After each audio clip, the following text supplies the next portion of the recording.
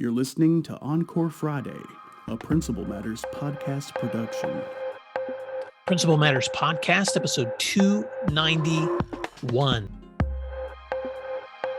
Hi, friends. This is Will Parker, host of Principal Matters, the school leaders podcast, where each week we bring you inspiring, innovative, and imaginative ideas for your own school leadership. This week, we're talking about growing leadership teams with my special guest, Dr. Keri Launius. Dr. Keri Launius has worked in pre-K 16 education for over 22 years with experiences from classroom teacher, campus principal, and district administrator. She has had ample opportunities to learn and grow as an educator. She began her career as a high school teacher and spent close to a decade teaching in the Texas public school system. Working as a district leader, Dr. Launius has attended Harvard Graduate School of Education Principals Institute and has been nationally published as well as presented on a national stage.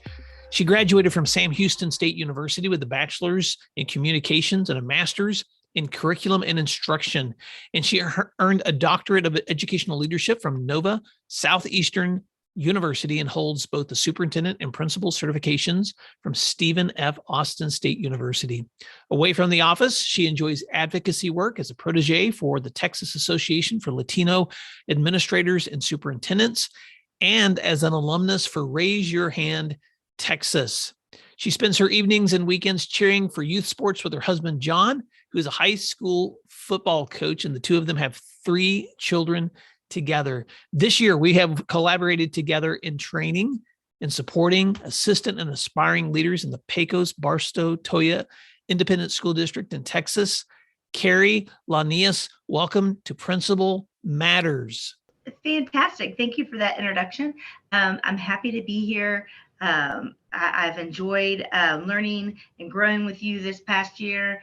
Some things about me that are probably not mentioned in that introduction. I've been an educator for over 20 years, and kids still surprise me and delight me every day. And I think that as educators, we have to constantly find the joy in our work. Find the joy in the kids that we're working for, and share that joy with our colleagues and our community. Well, in Principal Matters listeners, you get to hear this conversation, but what you also may not know because you can't see it is that Dr. Launius is a sharp dresser. I mean, right now, wearing this brilliantly yellow dress with these perfectly matching earrings. And so if you ever get a chance to hang out with Keri, you're going to know that she also loves to have a great time. Keri, this year we've been facilitating together leadership training. And I say have a great time because every time you step in a room, there's a smile, there's energy, and your leaders have the privilege of being in a place where your district has really invested in facilitating leadership growth. So I wanted to you actually suggested, Will, we need to be talking about what's going on in Pecos and this partnership that we've been doing together this year between Pecos-Barstow-Toya ISD and Principal Matters. So talk about that for just a little bit. Can you explain what that partnership has looked like for you and your leaders? So we're not only a rural district here in West Texas, but we're remote. We are, people in Texas know HEB, right? So our nearest HEB is going to be about an hour and a half away. So saying that, we understand the importance of growing our own teachers and growing our own leaders. And so our superintendent, Mr. Brent Jaco, came to me with an idea of how do we grow our local teachers to then become our future leaders, future campus leaders. So he introduced me to you and your books. And then you and I started talking about what does this look like?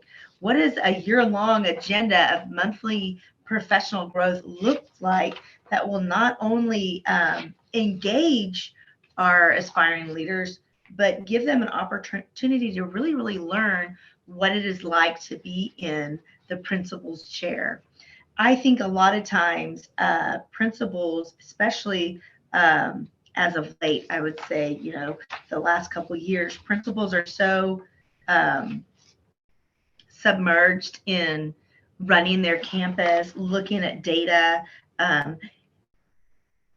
problem solving, and doing what they can to support their teachers to move kids. that the role as a support and growth leader for their assistant principals sometimes gets lost in the fray. And I think it's so important that we train up our assistant principals so they are ready to take on the big job and responsibility of being a campus leader. And with topics such as building relational capacity, instructional excellence, mindset for achievement, and a few of the things. That's just a few of what we've talked about this last year. And I think that doing that is not only growing our leadership here in Pecos, but it is telling our teachers and future leaders that we're willing to invest in you to help you grow and develop as a campus leader. Well, one of the things I've loved about working with your leaders too, Keri, is the flexibility that you guys have provided for delivering that content together. And so you're right, you're in a very remote part of Texas, and yet every single month we've been able to log in and spend an hour and a half together just walking through rich content with collaboration, because you're on that side facilitating a room full of leaders. I'm on this side bringing in virtually the content and questions or videos or whatever materials that I've sent you ahead of time. And it's been such a great partnership that I don't think would have happened if we had never been through the pandemic, but we had become utilizers of technology in a new way that we hadn't before. And you thought outside of the box. You're like, well, Will, you can't come physically every month, so let's do this virtually. And then we'll swing you around here at the end of this session for a full day together, face to face. And so what a wonderful opportunity for your leaders to not only have access to content, but also to have time for collaboration. We've covered a lot of material, but let me let you speak to that for just a moment. Well, and I will say too, not only do we have the hour and a half with you, but after we break from our learning with you, we learn as a group.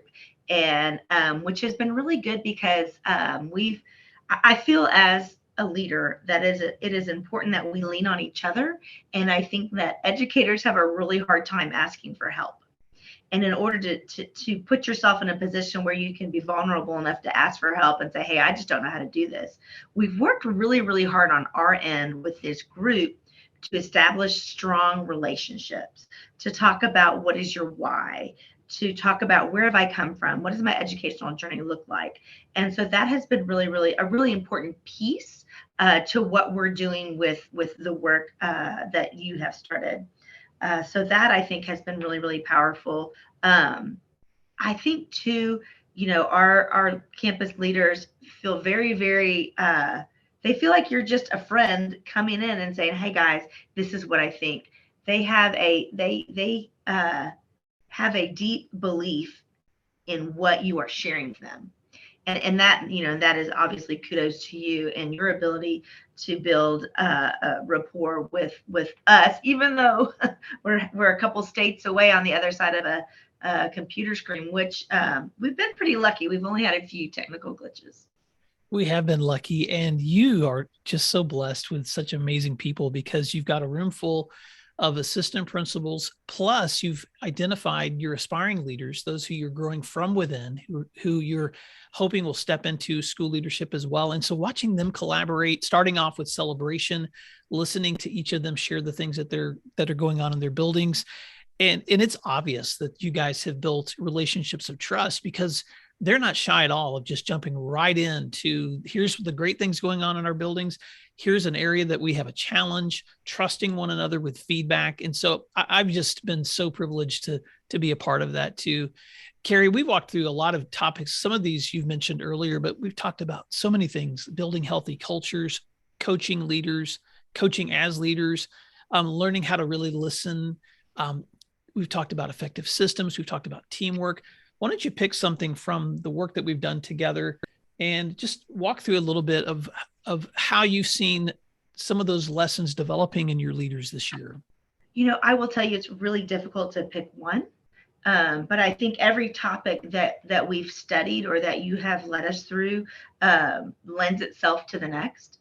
I think the conversations that you've had and the examples that you've given our group about how to coach a teacher, about the importance of building that relational capacity, and that, sometimes you're going to have struggles, and that's okay. And that through struggles we grow.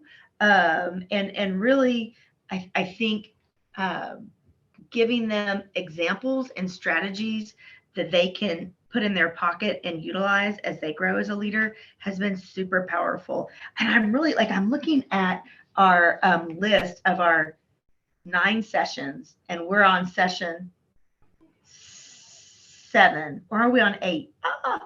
Yep. We'll session 8 will be this week. Mm-hmm. And I don't know that there's one particular one, because they've all been so darn good. And they've all been so relevant. And I'm looking, because I talked to the group, and one of our leaders said, I said, what do you think has been the biggest aha? What has stuck with you the most from Will Parker's Principal Matters sessions? And this assistant principal said to try and learn to balance work and family and life. I know that you even had us do a quiz to check ourselves on making sure that we balance what we do in the office with some healthy social emotional learning, and making sure that we go home and remember what truly matters, which is our family at home. And I think as we are building new leaders and their capacity, I think it's important that we continue to remind them that your work will still be there on Monday. Make sure that you afford yourself the opportunities to enjoy your family. Pete Hall was a guest just a couple of weeks ago on the show, and I've used some of his content in some of the training we've done together, just on the power of reflection. And I remember Pete saying something to me in that conversation that reminded me of your people, when he said, that experience is not the best teacher. Reflection on experience is the best teacher. And one of the things I've appreciated about your leaders is just their ability to reflect. I mean, to sit there and think through their own processes and their own applications, and what's working and what's not working within their buildings, and then to apply something new. And I wanted to ask you about that too. As you've watched your leaders this year, of course, you guys have led through challenges just like everyone else, with pandemic conditions and crazy stuff that's happened with politics. But as you think about the growth of your team members from this time last year to watching this team grow, what are some things that you're proud of in terms of the growth and the collaboration that you've seen among them? I'm proud of their willingness to grow and collaborate, because it's really easy to sit in the back of a room and take notes and nod your head and not become a part of the conversation. Of course, I'm, kind of pushing the fact that when we get off with you, I make everybody put their chairs in a circle, so they have to kind of participate and talk. But they've been very, very willing to share some of their battlefield stories, some of the things that they think they need, might need an extra push with. They've been good about admitting mistakes. We had one conversation about calling and making a positive phone calls. And this was linked in with your session 6, inspiring, motivating, and reaching communities, the chief cheerleader, right?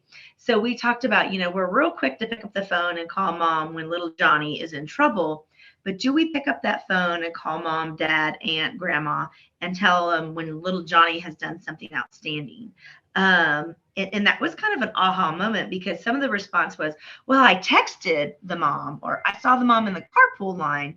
And I said, I understand that, but you need to make that extra step and call them just like you would if the kid was a behavior problem or had something going on.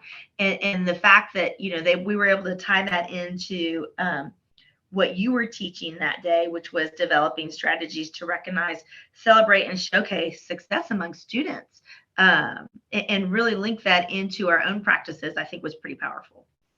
Well, I want to give a quick shout out to your leaders, Keri, and because if some of them ever come across this conversation, I just want to let them know just what a privilege it's been to gain their trust. And you have you just have such talented leaders, and I won't say their first and last names, but I'm just going to give them shout outs. Caitlin and Shannon, and David and Lindsay and Michelle and Alicia and Roberto and Ray and Amber and Richard and Courtney and Howard and Fred. I mean, these folks they're doing the work every single day, not only just leading classrooms and as assistant principals within their buildings, but then showing up ready to learn.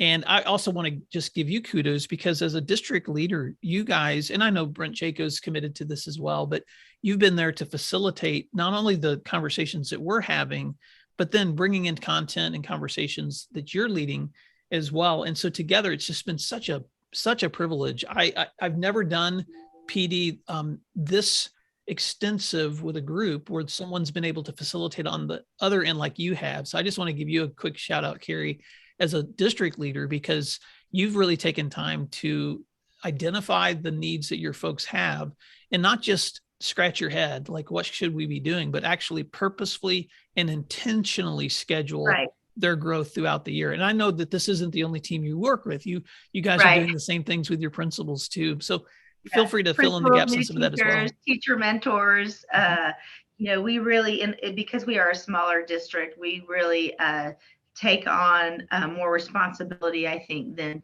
because there's less of us to provide that leadership. But I will tell you, the learning that I call them my kids, these teachers have been able to glean from these PD sessions. I can tell you with 100% certainty, they're going to carry in their career the next 15, 20 years as a campus leader.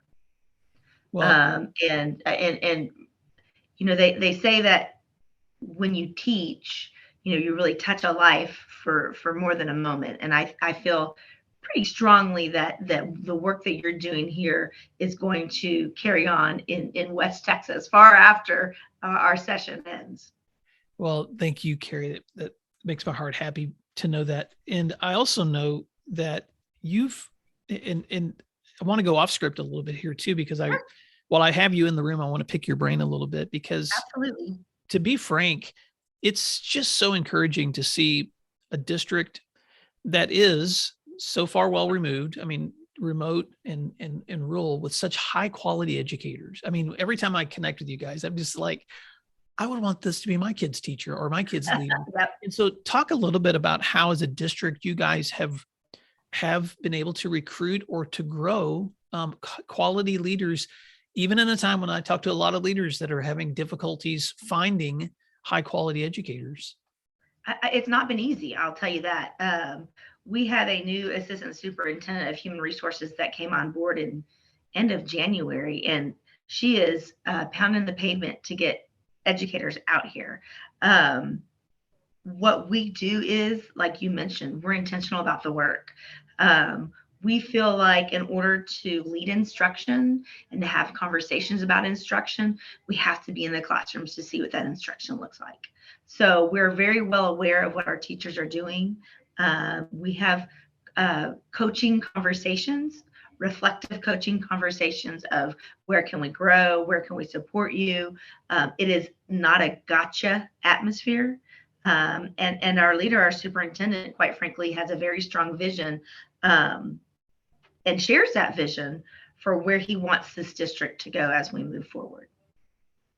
Talk for a little bit too, Keri, about, because as this show has been, gosh, I think it's been 5 years now since Principal Matters podcast has begun. And I have such a variety of listeners, both aspiring leaders, assistant principals, district leaders.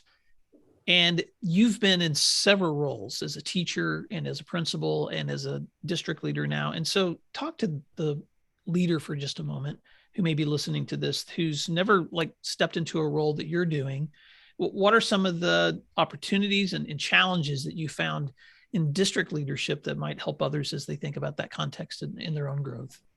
Sure. So being a coach's wife, I've had many opportunities to try out different levels and challenges in education.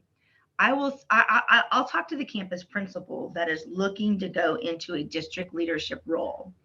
I first had that opportunity to go from a principal to district executive director about 7 years ago in Galveston.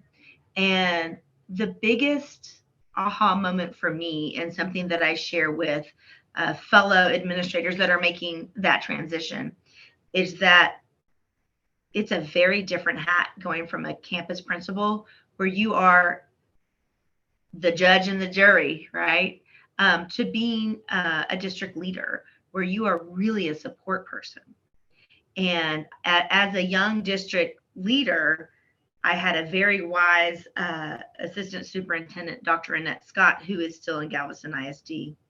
And I would come back from a campus and tell her something that was going on. And I would, I'm fairly animated, I'm sure, about whatever it was. And she would go, "Now, Dr. Launius, do you want to be the principal on that campus?" And I was like, She goes, "Okay, how do we lead the principal? You don't lead a principal by telling them what to do. You lead the principal by coaching them on what else, what's next, what if, what do you think?" And my favorite thing from Will Parker is the power of yet.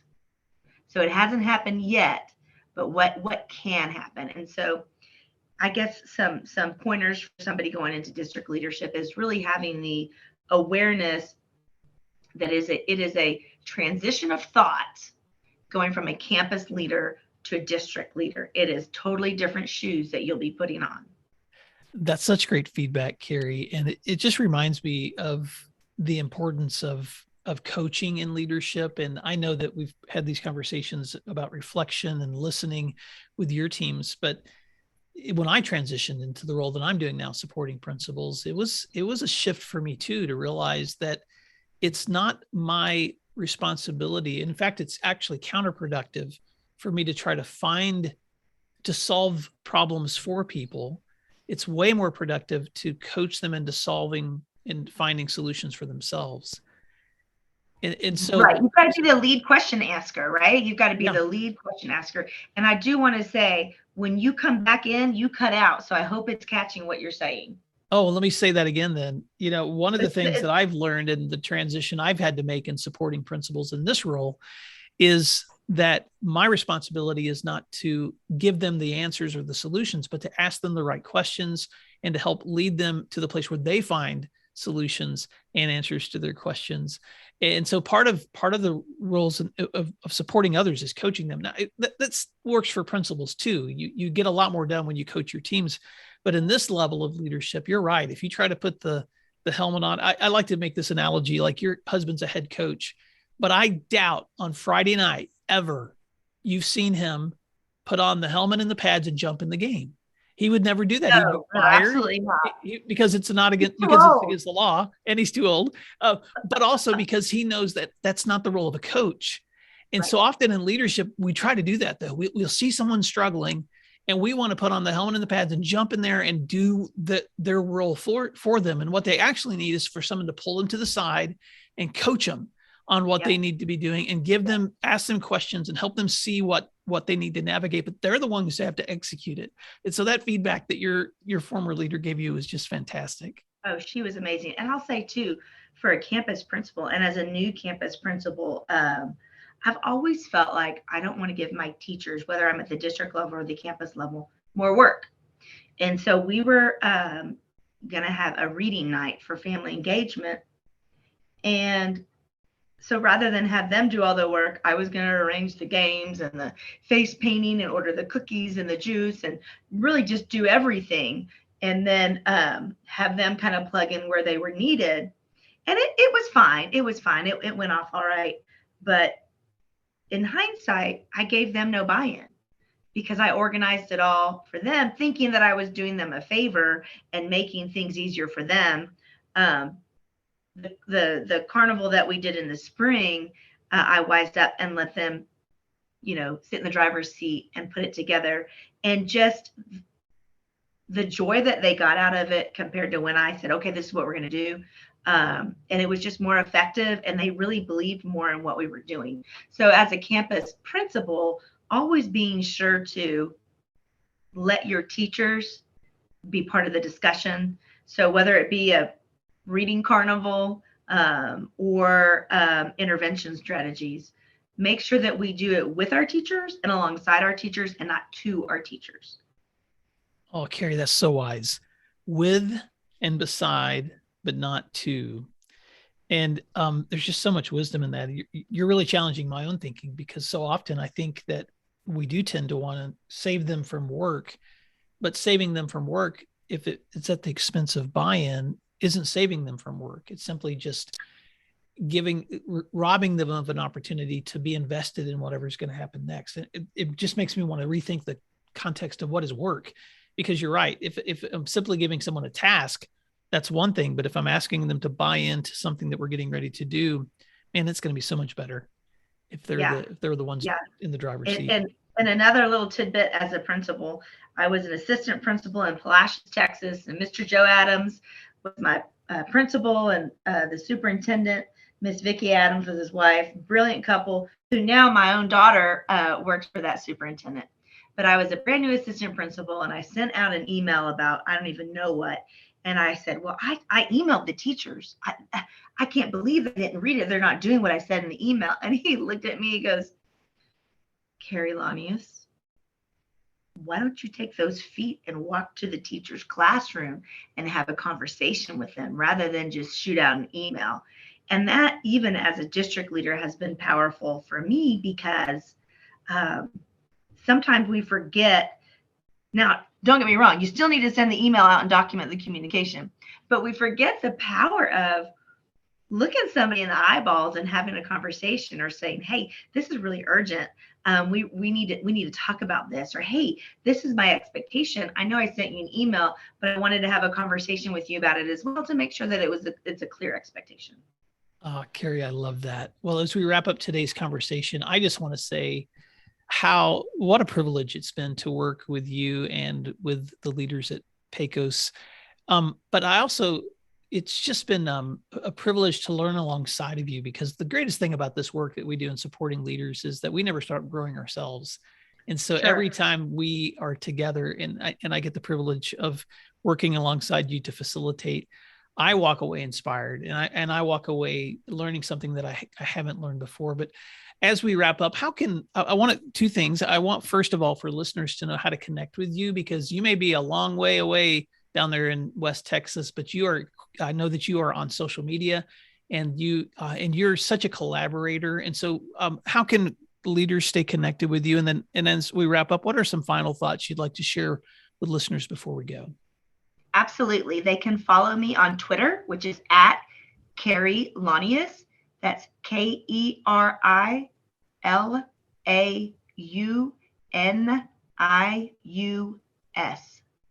And that's my Twitter. It's Dr. Keri Launius, but it's at Keri Launius. It's a fantastic way to connect with me. And I will say some parting words. Share your wisdom. I have several, again, part of the Raise Your Hand Texas organization. I'm on my 4th or 5th new teacher mentee. And then I am very blessed to have some strong mentors in my life. Paula Patterson is my mentor through TWSE, which is a women's leadership organization in Texas. She's a superintendent in Crosby ISD. And then through Talis, my mentor is Dr. Daryl Henson, who's the superintendent in Marlin ISD. And I will tell you, I email them, they email me back. I call, they pick up the phone. And sometimes I just need an atta girl. but making those connections, having that network, and as an educator, reaching out and supporting educators just for the reason of we do good work. There's nothing in it for you other than supporting and continuing on the importance of the work that we do. So please, if you ever have an opportunity to be a mentor to an educator, take that opportunity. Share the wisdom with Keri Launius. Keri Launius, thank you so much for this session of wisdom sharing that we've been able to do. And of course, I get the privilege of connecting with you regularly, but I just want to say again, thank you for the opportunity to share the work that we've been partnering together on with your teachers and your leaders. And Principal Matters listeners, I just want to encourage you to reach out to Keri at her Twitter handle at Keri Launius. collaborate, follow, because you're going to be inspired by the work that she's doing. And Keri, thank you again for doing What Matters, and Principal Matters listeners, thank you for doing What Matters. We'll talk to you again next week. Thanks, Will. Thank you for listening to today's episode of Principal Matters, the School Leaders Podcast. If you enjoyed the show, would you take a moment and like, share, subscribe, or leave us a review? In fact, if you share it out with a friend, even more people can become a part of these conversations. Sign up for our newsletter at williamdparker.com for even more free resources. And don't forget to check out our website to learn more about our books, professional development offerings, Grow Academies, masterminds, executive coaching, and keynote presentations. Wow, let's keep learning together. And thank you for doing What Matters. Encore Friday.